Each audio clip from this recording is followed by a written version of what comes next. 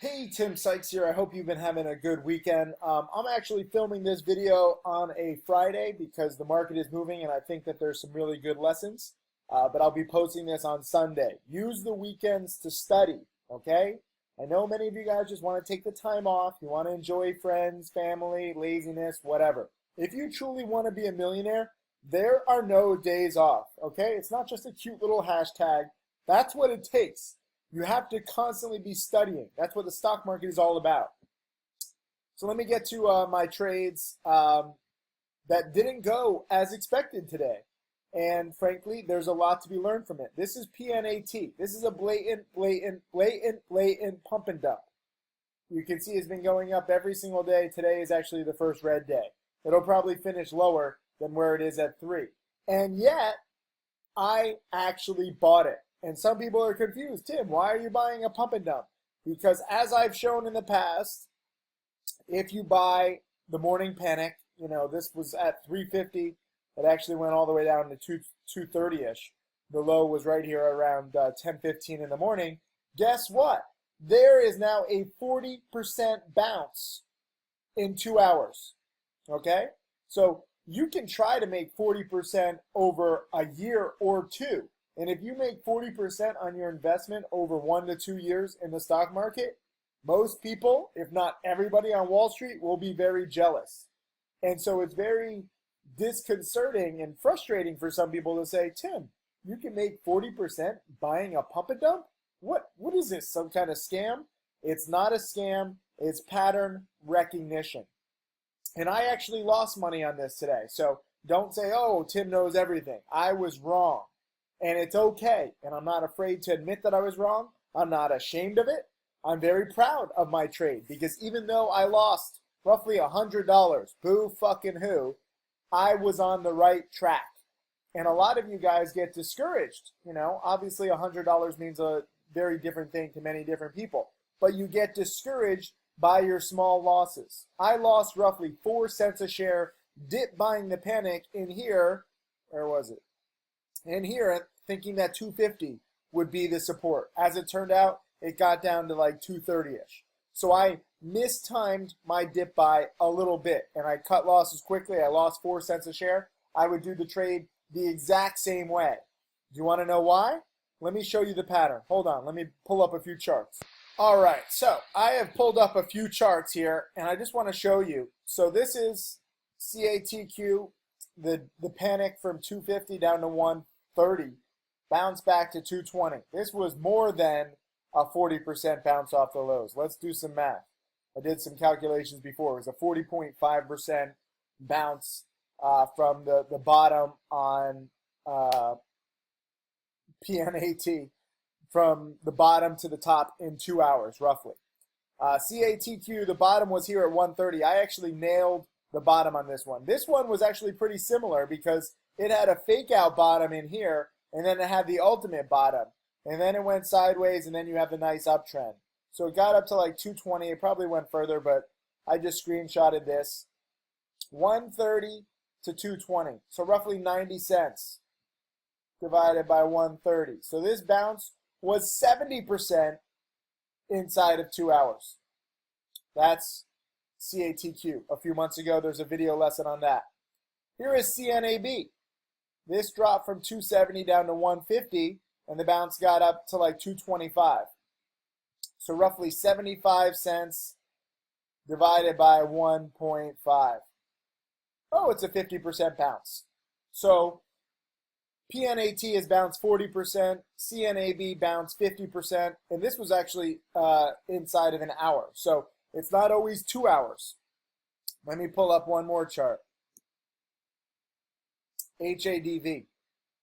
Same kind of pump chart. All of these charts are strong leading up to it. It's not just dip buying any stock, okay? You have to find a stock that has been spiking for several days and weeks, ideally on promotion.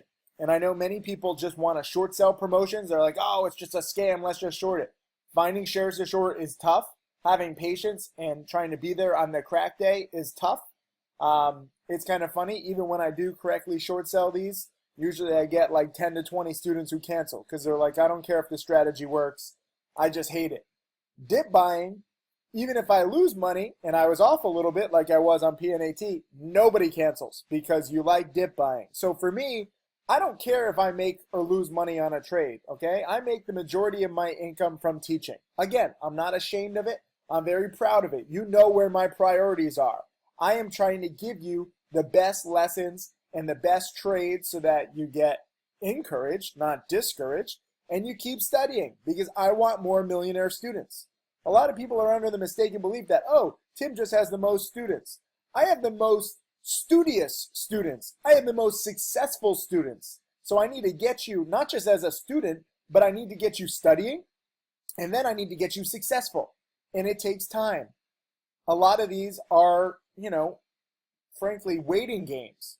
You have to wait for these plays to set up. It takes several weeks for them to spike, and then it takes, you being prepared for the day that it drops, and then trying to catch the bottom. So it's a multi-step process, and it's not easy in the beginning. I understand it's actually very overwhelming because I'm telling people, dip buying absolute scams? What? This doesn't make sense. Oh, it could get halted. Oh, it's a scam. First of all, the odds of it getting halted intraday are very low. And secondly, when I say dip buy, I'm not saying buy these companies for the long haul. I'm saying take advantage of this inefficiency that is created by these morning panics. And I will be out inside of 1 to 2 hours of my position every single time. And maybe sometimes even earlier, like on, PNAT where I had to cut losses. But this was HADV dropping from 420 down to 310. Not as big of a percent drop, but a nice little dollar a share bounce. So this is roughly a 30% gain. So these are 4 examples: HADV, CNAB, CATQ, and now PNAT. And this one was the, quote, weakest bounce, and it only bounced 30% inside of, 30 minutes. The others bounced 40, 50, and 60%. So you tell me, 30, 40, 50, 60%, 4 different examples, and there's more. This is just, all in the past few weeks. And here is what HADV, I got a chart of it. It was uptrending for quite a while, and it had that big panic. And it also had a panic in here and a panic in here. So these are 4 great examples. And frankly, I actually thought that when this one was not bouncing, I was like, oh, well, I guess I was due for, this pattern to stop working because frankly, it's worked too well. But as it turned out, it just changed a little bit. It was a little slower, and it had, not even really changed that much. It did have like a fake out bottom in here, and that created the ultimate bottom in here. But whether you bought at 250 or at 230, if you have patience, it's now at 310. So I'm going to learn from this, and I'm going to adapt. That's what successful traders do. I don't worry about my losses. I actually love my losses because I want to highlight them and show you them, and I want to learn from them. That's how you get better. I don't learn that much from my successful trades.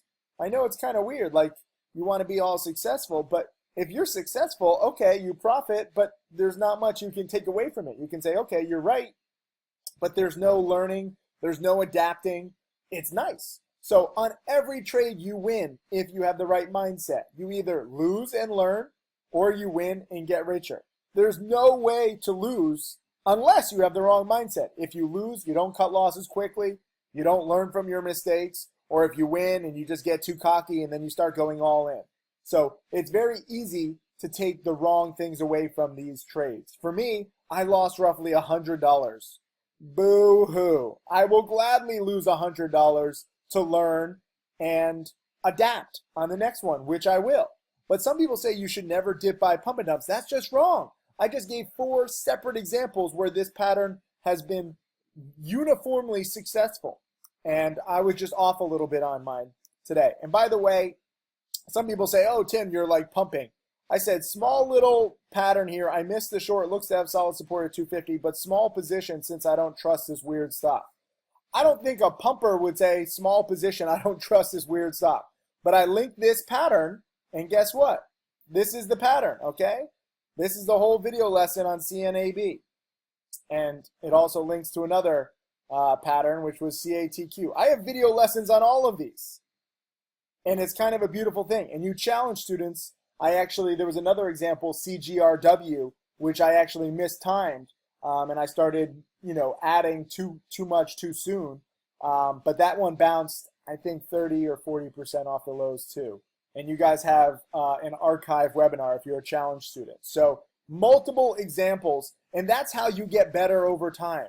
You learn from your losses, you learn from these plays, and you learn from everything, okay? So I lost roughly $100 on this one, made a little over 1,000 on URRE, made roughly 1,000 on DELT. This one actually was a live trade that I posted on Friday for subscribers only. And this one is pretty cool. I'll post more live trades too. This was another URRE long. I went long the breakout, and then I tried to go long on this morning on Friday when I'm filming this on the dip, and it didn't work. So I got out for small gains. ANY, I went long. DCIX, I went long. APRI, I shorted. And I want to talk about this one too. So this video is going to be all about my losses. And I think that's very good for you to see how I'm different than other people who claim to teach. They don't share their losses. If they have a bad day, they just go quiet on social media for a day or two, and they just don't talk about it. I want to highlight what I did wrong because I am never, ever embarrassed from any of my trades. I'm proud to be transparent. Leave a comment, actually, if you're understanding what I'm saying. Leave the word transparency. I know it's a long word with many syllables, but use the word transparency because I think it's really important. There's a lot of traders out there who think that it's okay not to show their losses. And when they have a big win, trust me, they're going to tell you. They're going to post a screenshot and be like, look how amazing this is. And they're going to crop their photos to only show a few executions. You're not going to know their whole position size. You're not going to see the total profit and loss. And it's a joke. And that's like the trading world on social media. And for me, I don't like that. I like sharing my mistakes and my successes. And this video in particular, I want to highlight my mistakes so you can learn from them. So if you understand what I'm going for, write the word transparency. Another analogy I like to make for some of you guys who don't get it, like Tim, if you don't have a newsletter, why should you be transparent? I don't care if you have a newsletter or if you don't.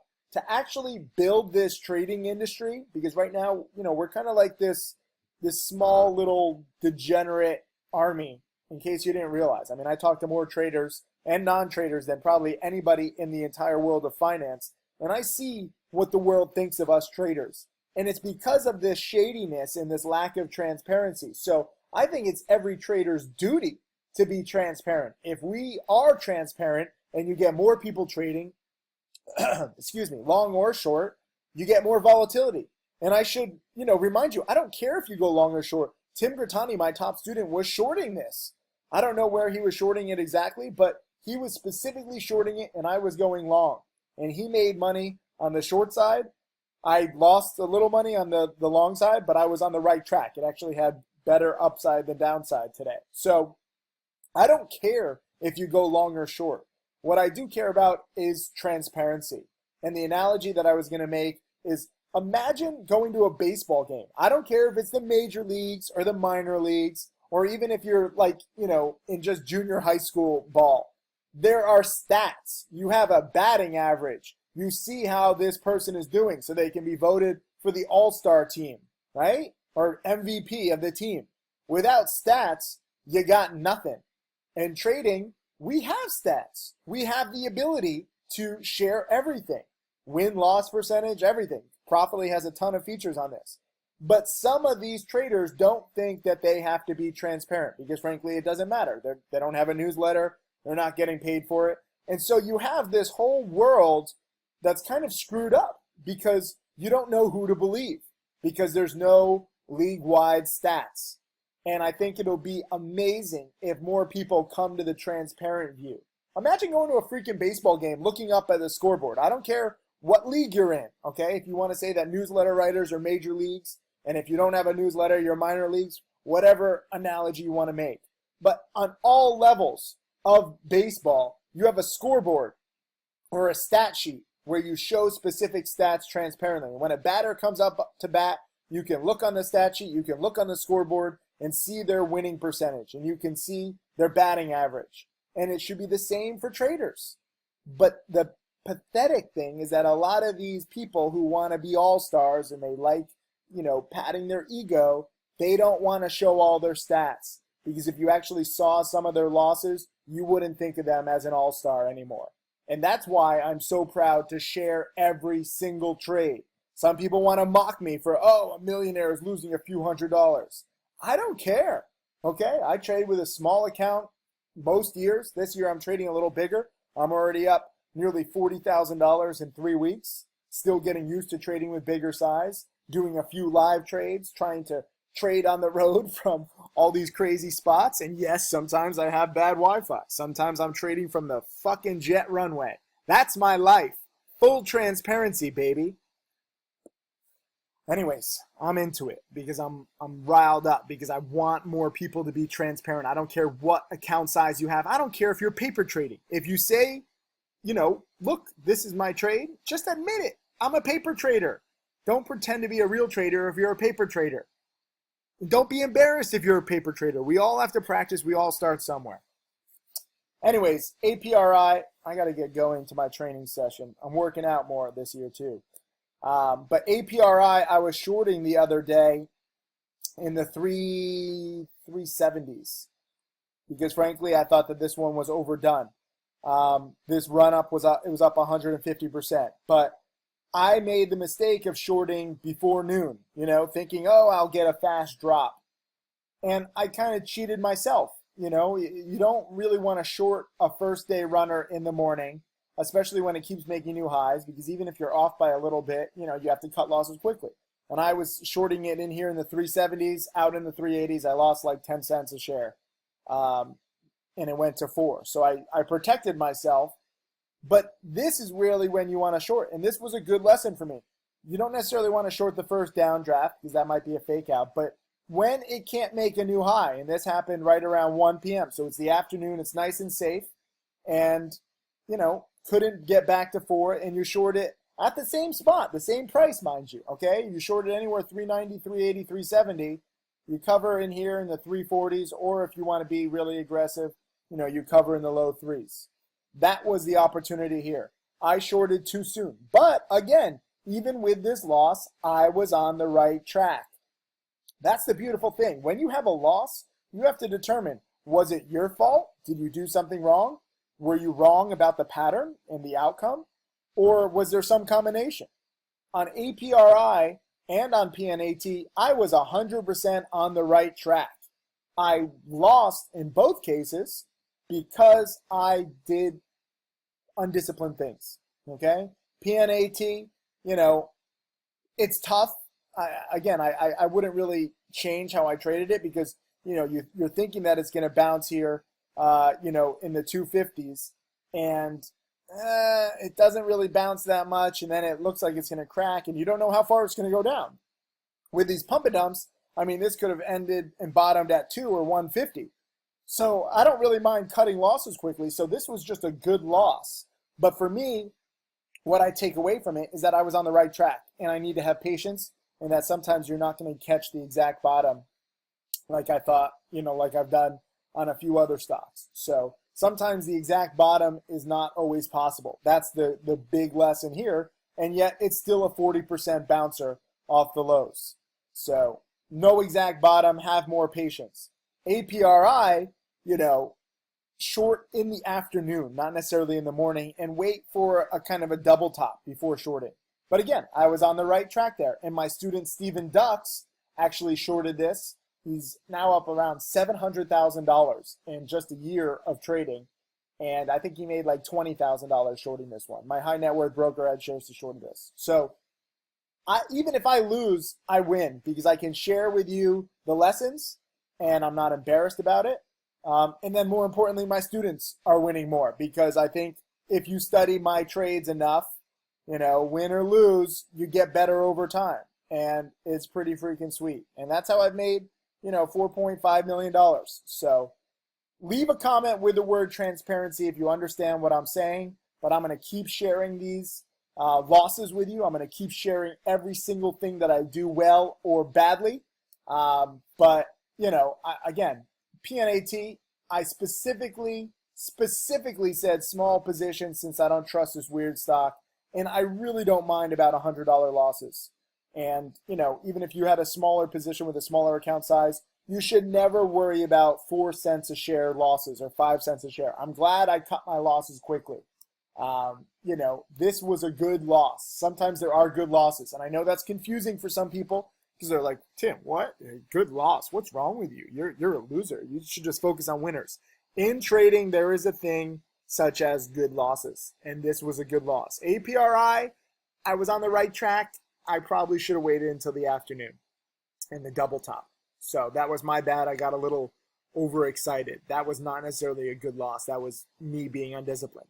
And these are my 2 most recent losses. And then I have a lot of, little wins and some bigger wins. And, it adds up to nearly 40 grand in 3 weeks. But these losses, it's good stuff. So learn from it and type in the word transparency if you understand what I'm trying to do here. Thank you very much and have a good rest of the weekend. I'll see you guys in the chat room tomorrow.